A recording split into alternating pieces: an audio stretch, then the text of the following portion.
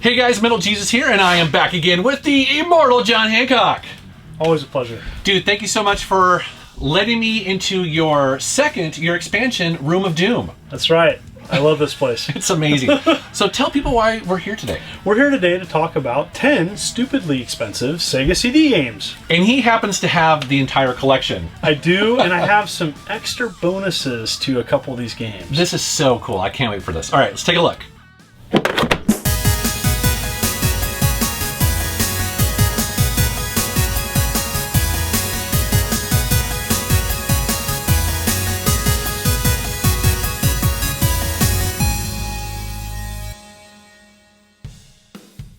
All right, you pulled out 10 games. I'm dying to see them. All right, first up, the Space Adventure. That title is so weird. Connected to an adventure game. Okay. Connected to a manga and anime series, Cobra. Okay. Is this like one of those full motion video things? Yeah, I mean, it had like a cartoony look. Okay. But it's pretty obscure. Yeah. And Hudson Soft published it. And, you know, we got it way later than PC Engine. Huh. And so that's what makes it really just it's kind of a late release. Yeah. You know, mid-90s when, you know, the Sega CD was on its way out.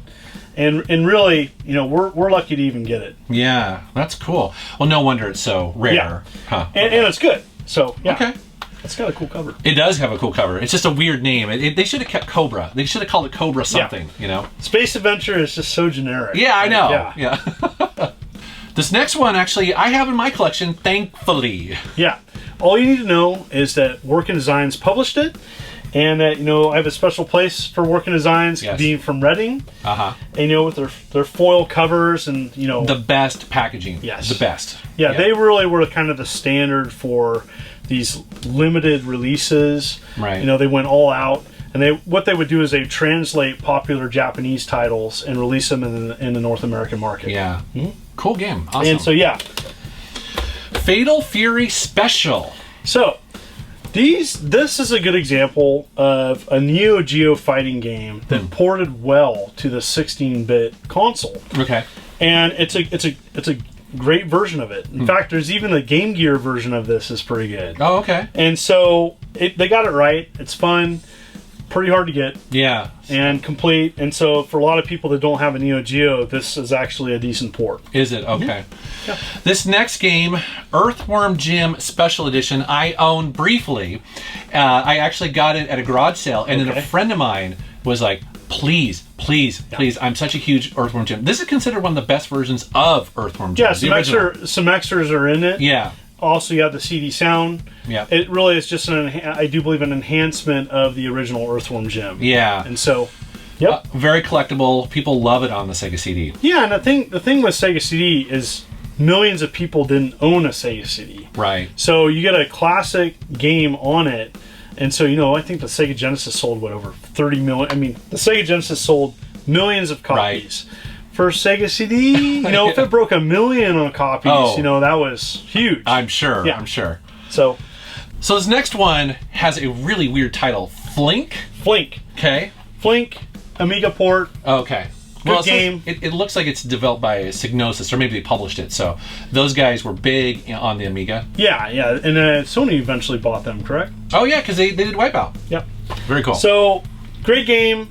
Again, you know, the problem with Sega CD is that there was these great titles, but it didn't have the volume. Yeah. And so a lot of these games came out and sold very few copies. You know, don't you think, though, that Sega probably just assumed it would sell really well? Because, I mean, we weren't used to a console that had an attachment like that, right? Yeah, and I think part of it is it was kind of a stopgap to compete with the Super Nintendo, you know, to one-up them on sound or full motion video. Yeah. And, you know, I think it served its purpose, but it didn't make games to sell great on it. It was too early, too, don't you think, as far as CD technology? Oh, yeah. Yeah.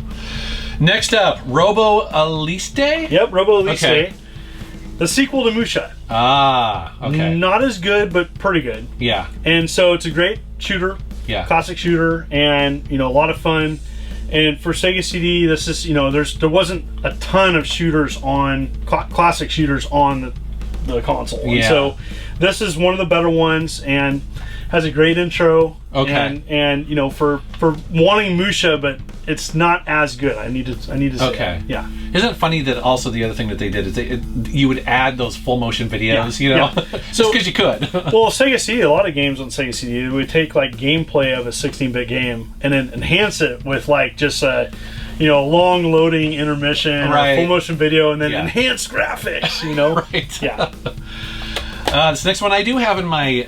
I got it at the same garage sale. I was so lucky. So, Shining Force CD. Yeah, and the Shining Force that you need to own. Yeah. Because there's some extra bonus stuff on here. This is amazing. If you're going to get one Shining Force, in my opinion, this is the best. And I know that, you know, there was a Shining Force on... there was many Shining Force games on the Sega Saturn. But for me, I'm more of a classic 16-bit guy. I played a lot of this. Yes. That's cool. Yes. All right, now we're getting to the cool stuff, huh? Yeah, cool and crazy stuff. So for a long time, I had a bootleg of this one here because that's the only way you could possibly afford this game. Keio Flying Squadron. Okay. Yep. Strap on your bunny ears and save the world, and that's what it says on the back of the. That's right. This has an amazing full motion video on the thing of it. The intro has nothing to do with the game, and they're just being funny. It is a great, well animated, colorful. This is a great game, but it's really expensive. Yeah, it's crazy expensive. Yeah. Speaking of crazy expensive here, this game comes up a lot when you talk about your collection. Yeah. And as far as like things that are not just expensive, but just special. Special to me. Yes. Special because I got it at a pawn shop in Red Bluff for a couple bucks, and they had it in. You're gonna die. So this is Snatcher. Yes. Which a lot of people want. And so it's sealed. It's sealed, and it was in a pawn store for years, and nobody cared about it. It was with some like sports titles, and I got it for nothing, for literally nothing, and it's been in my collection ever since. Yeah. With a KB Toy original sticker on it, with $49.99, and it didn't sell, and it was marked down to $24.99. Yeah. But, I mean, that highlights kind of like the cycle of collecting. Yeah. You know, I always tell people, it's like, you know, because people are like, well, you know, what's good to collect for now that's on a budget? And it's not this. This is too late now. But, you know, if you look to like the PSP or the original Xbox, it's the same thing. You know, it's potentially that could be 10, 20 years from now. You could find that sealed collection or a sealed copy of something. I don't know. So someone bought this. They didn't play it. Right. And eventually pawned it to a pawn store for probably pennies, if that. Yeah. And then it sat there for a couple years. Yeah. That's crazy. Yeah. This next one's cool. It's signed by Ruby. So this is Lunar Eternal Blue. Yes. So this is signed by the voice of Ruby, which was Jackie Powers at the time. Her name's now Jackie Korn, and she did voice work for Vorkin Designs. And she's a friend of mine. Okay. I knew her from my childhood. She later became friends separately with my wife. Oh, cool. And it was really neat. But she's a wonderful person, and she signed it. I was over there a couple years ago, and she's like, "Hey, you signed my Lunar copies?" And she's like, "Absolutely." So she signed not only my Sega CD ones, but the PlayStation ones, which she was a part of as well. Oh, that's cool. So yeah. All right, and then the last one here. Okay. Radical Rex. Radical Rex. Stupid platformer, impossible to find, and this is sealed. So I'm not necessarily a sealed collector, but what makes this really hard is sometimes sealed games have these silly stickers. Yeah. Which is cool because it authenticates a seal. It makes the seal legit, because sometimes seals are it's hard to tell whether they're fake or not. Right. And this one has I do believe the Activision little sticker on it that authenticates it being legit. Wow, that's great. Now, and where did you get this sealed? From an expo. I don't remember exactly where. Yeah. But at the time, it was probably no big deal. Yeah, no big deal. And so I found out about this being rare after I bought it. Sure. And then I went to my collection. I'm, I remember getting that new. Yeah. and that happens sometimes, is that, you know, there's a couple scenarios where I think that sealed games happen.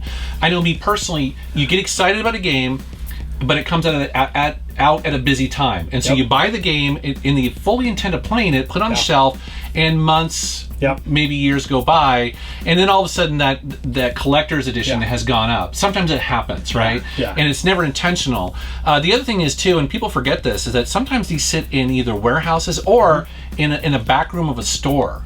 Like some store that they used to rent games, and it was back there for years, and they just simply never put it out, or and then it closes. They do some sort of like fire sale. I think that's where a lot of the kind of sealed games will suddenly pop up on eBay. From that, so from people that either were selling games and just didn't get around to selling it, ran out of time, changed careers, maybe moved on to something else. That I run into that with the computer games a lot.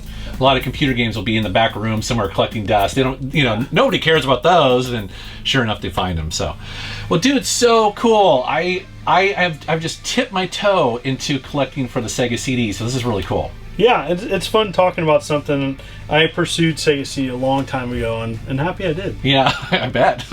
Where can people find you on the internet? You can look up the Immortal John Hancock. That's right. He covers oddball stuff. All the stuff you see back here, crazy weird stuff in his collection, he highlights on his channel. It's so cool. So, all right, guys, thank you very much for watching. Thank you for subscribing, and take care.